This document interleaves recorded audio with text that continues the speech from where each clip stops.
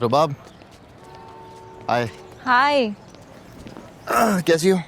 ठीक हूँ। वो तुमसे क्या हुआ?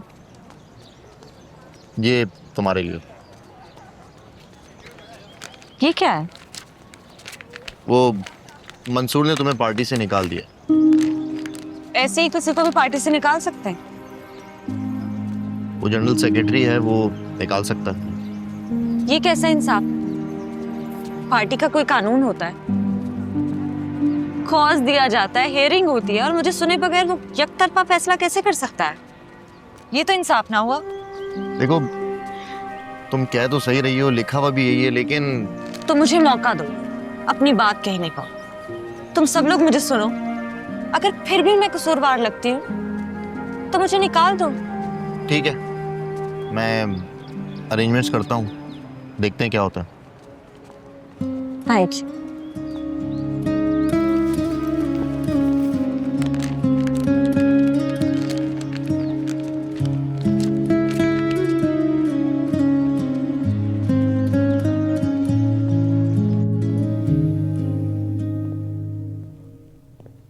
अस्सलाम वालेकुम सर। वालेकुम सलाम। मैंने कहा था जब शाम को रुबाब मैडम आए तो आके मुझे इन्फॉर्म करना। साथ नहीं गए थे क्या? नहीं सर, बाकी सब लोग हैं उनके साथ। मुझे ज़रा देर हो गई थी सुबह। रुबाब बीबी को बता दिया था मैंने। अच्छा, मुझे ये बताओ कि हर वक्त यूनिवर्सिटी में रुबाब मैडम के साथ रहते हो? जी सर, गेट तक तो साथ ही होते हैं। कोई अनयूजुअल चीज़ नोटिस की हो? नहीं तो नहीं सर, ऐसा तो कुछ भी नोट नहीं किया। पार्किंग तक तो हम साई की तरह साथ होते हैं, बाकी हमें अंदर जाना अलाउ नहीं है। कोई भी अनयूजुअल चीज़ नोटिस करो तो मुझे इन्फॉर्म करना। Right sir.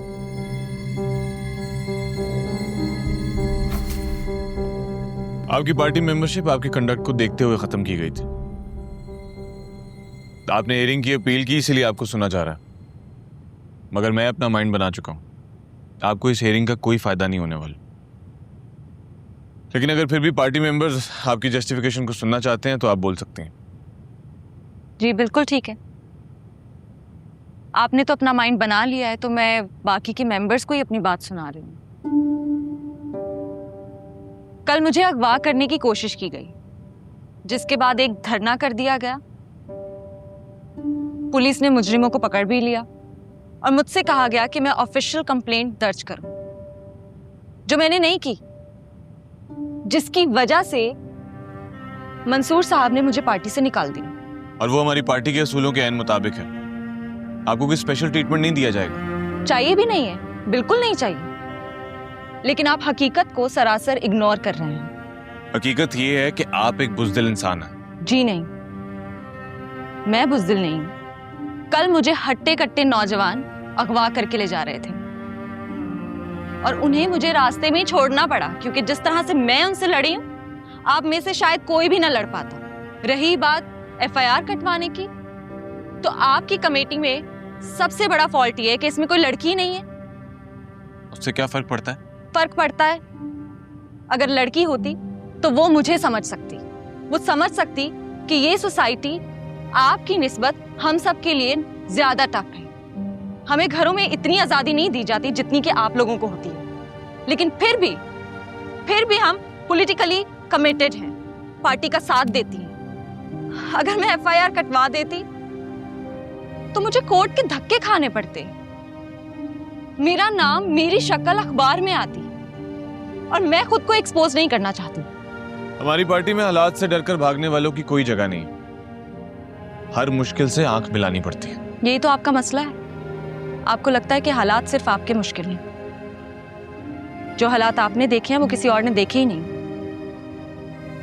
मिस्टर मंसूर, हालात सबके मुश्किल होते हैं, मगर आप अपनी लड़ाई का तरीका हम पे मुसल्लत नहीं कर सकते। मैं अपने एक्शंस की खुद जिम्मेदार हूं, और मैं अखबारों की जीनत बनकर अपने घर वालों के लिए परेशानी खड़ी नहीं कर सकती।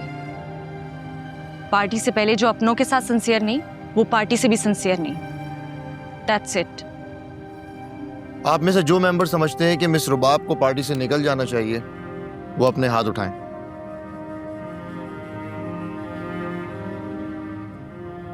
और आप में से जो मेंबर समझते हैं कि मिस रुबाब को पार्टी में रहने का एक मौका और देना चाहिए वो अपने हाथ उठाएं।